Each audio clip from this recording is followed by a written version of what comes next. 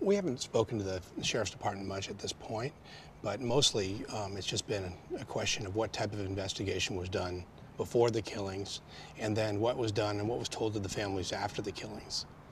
As far as what was done before the killings, we had multiple situations where, number one, about a year ago, the young man goes to the party and tries to push girls off a ledge, several sorority girls off a ledge, and he ends up getting pushed off himself by some of the other boys at the party, and he ends up breaking his ankle and going to the hospital. There's very little investigation apparently done by the police department at that time, and that was the first opportunity to have intervened, and by both the Sheriff's Department and by his parents, and neither one intervened at all at that time.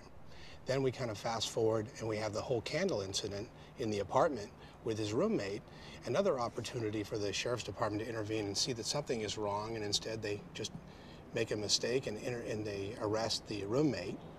And then the third opportunity, of course, April 30th, excuse me. And on April 30th, what they do is they go to the scene. At least 6 officers go to the scene. They don't have a warrant, and so they basically do what's called a welfare check, and they go out with 6 officers, which is not a typical thing to go out with 6 officers.